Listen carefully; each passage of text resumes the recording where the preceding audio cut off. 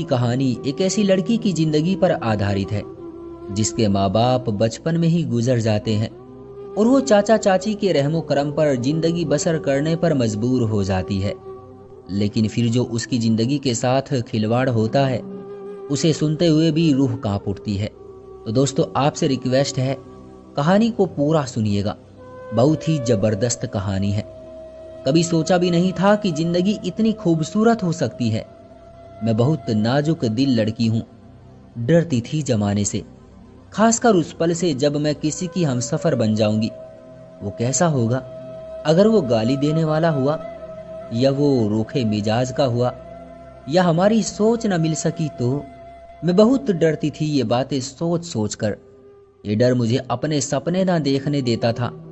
मेरे माँ बाप भी नहीं है, चाचा और चाची ने मुझे पाला है।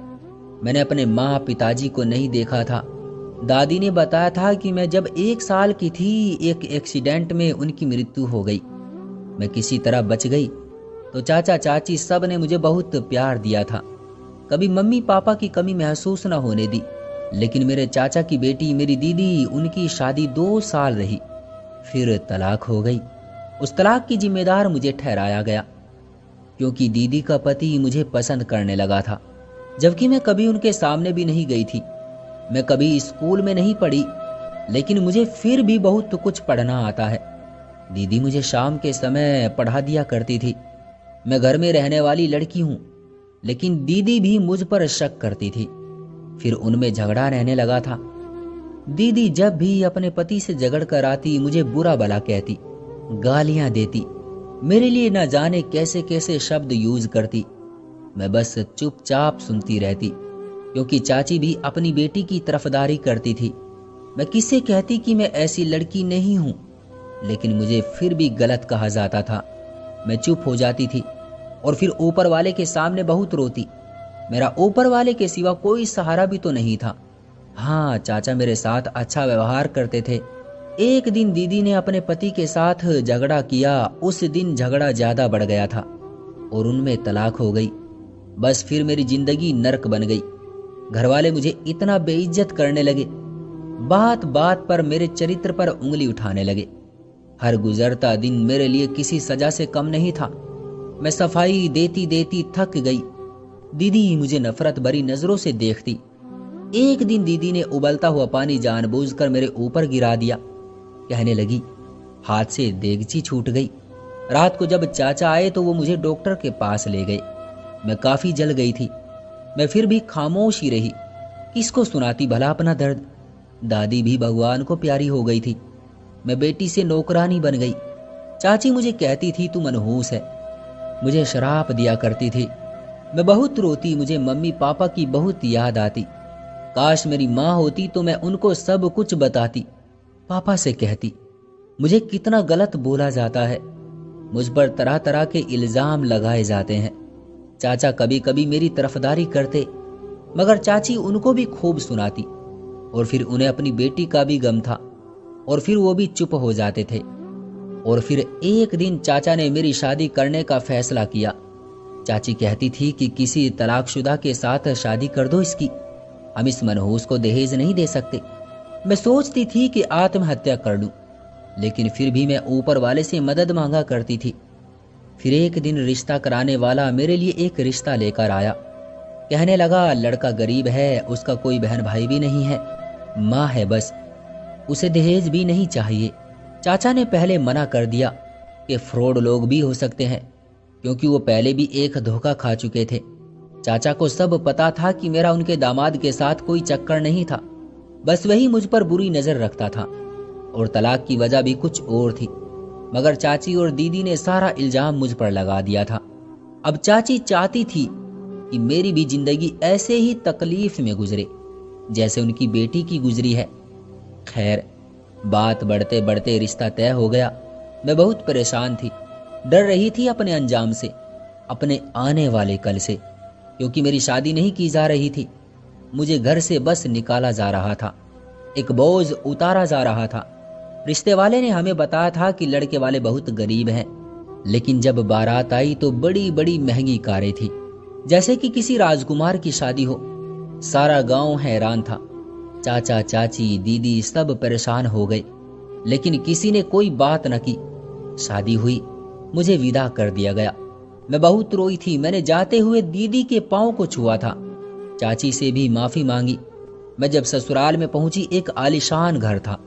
फूलों की बरसात से मेरा वेलकम किया गया। निखिल ने मेरा हाथ थामा हुआ था। निखिल मुझसे बहुत ज्यादा खूबसूरत था। जब सब रस्में पूरी हो गई, मैं डर रही थी, जिस्म कांप रहा था।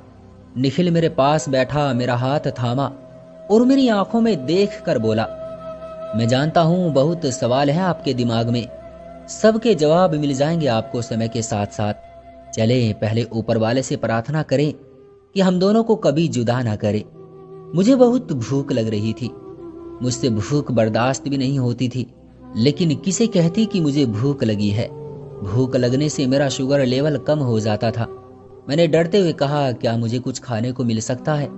निखिल मुस्कुराने लगा, मेरे सर पर आहिस्ता से थप्पड़ मारा, प्यार से कहने लगे, चले आए मेरे साथ। मुझे किचन में ले गए, फ्रिज से आइसक्रीम निकाली और मेरे हाथ में दी। फिर खुद किचन में चावल गर्म करने लगे। मैं बहुत सालों बाद आइसक्रीम खा रही थी। मेरी आंखों में आंसू थे। न जाने क्यों दिल घबरा रहा था। निखिल ने मेरे आंसू साफ किए और मुस्कुराते हुए कहने लगा, ये आंसू कैसे भला? मैं चुप थी, अपने हाथ से खाना खिलाने लगा। हम कमरे में आ गए। मेरा सर अपनी गोद में रखा और कहने लगे, मैंने आपको देखा था, एक दिन आप डॉक्टर के पास आई थी। आप काफी जली हुई थी। आपके चाचा पास बैठे हुए थे। आप उनसे कह रही थी, चाचा बहुत परेशान है ना आप सब मेरी वजह से। आपके चाचा रोते हुए कह रहे थे, बेटा मैं बहुत मजबूर हूं। मैं उस समय पास वाले बेड पर ही लेटा हुआ था। मैं भी उस दिन काफी बीमार था। आपने चेहरा मेरी तरफ किया तो मेरा दिल आप पर फिदा हो गया। आपके चाचा किसी को अपने घर का एड्रेस दे रहे थे। बस फिर रिश्ते वाले को भेजकर सब कुछ आसान बनाया। निखिल की अपनी किराने की दुकान थी। ऊपर वाले ने उनका बहुत अच्छा काम चलाया हुआ था। अच्छा खासा कमाते थे और वो मेरा बहुत ख्याल रखते। उनको देखकर मुझे जिंदगी से मोहब्बत होने लगी। मेरी हर छोटी से छोटी ख्वाहिश भी पूरी करते, जैसे मेरी दुनिया ही बदल गई हो। उनको कभी गुस्सा नहीं आता। हाँ, बस कभी कभी नाराज हो जाते हैं बच्चों की तरह। फिर मेरे बगैर रह भी नहीं पाते। जब पहला बेबी आने वाला था, मुझे तो जैसे उन्होंने पलकों पर ही बैठा लिया था। खाना भी अपने हाथ से खिलाते थे मुझे। घर के काम करने के लिए नौकरानी थी। मैं कोई काम करने को कहती, मुझे डांटने लगते। निखिल ने मेरी जिंदगी में सुकून भर दिया था। मुझे महंगे महंगे होटल्स में डिनर के लिए भी लेकर जाते, और एक मैं हूं, उनके बाजू पर सर रखे बिना नींद नहीं आती। आज हमारी शादी को 15 साल गुजर गए हैं। हमारे 2 बेटे 2 बेटियां हैं। मुझे याद नहीं, उन्होंने शायद 1-2 बार ही मुझे सख्त व्यवहार से पुकारा होगा।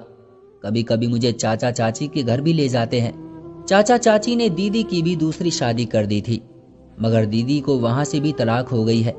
वजह यह थी कि दीदी अपने दूसरे पति पर भी शक करती थी। उन्हें किसी लड़की के साथ हंसता हुआ देखती तो घर में लड़ाई करनी शुरू कर देती। बस इसी वजह से तलाक हो गई।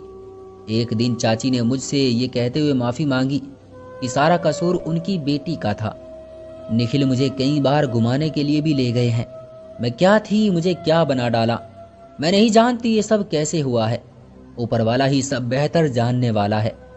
किसको कब क्या देना है। मुझे थोड़ी सी भी तकलीफ हो तो बच्चों की तरह तड़पने लगते हैं। कभी कभी उनकी आंखें नम हो जाती है। मर्द ऐसे भी होते हैं। उन मर्दों को बताना जो अपनी पत्नी को गाली देते हैं, मारते हैं, बदनाम करते हैं। मेरे निखिल जैसे राजकुमार भी होते हैं, जो किसी दुखों की सताई हुई लड़की को राजकुमारी बना देते हैं। निखिल के बिना मेरा एक पल भी नहीं गुजरता। ईश्वर उनको लंबी जिंदगी दे, वो हमेशा मेरे जिस्म में रूह बन कर रहे। तो दोस्तों, आपका क्या कहना है इस कहानी के बारे में? कमेंट करके हमें जरूर बताएं। वीडियो को लाइक कर दीजिए और इसी तरह की कहानियां देखने के लिए चैनल को सब्सक्राइब कर लीजिए। साथ में घंटी को दबाकर ऑल पर सेट कर लीजिए ताकि आने वाली वीडियो आपको तुरंत मिले। मुझे दीजिए अगली वीडियो तक इजाजत। तब तक के लिए धन्यवाद।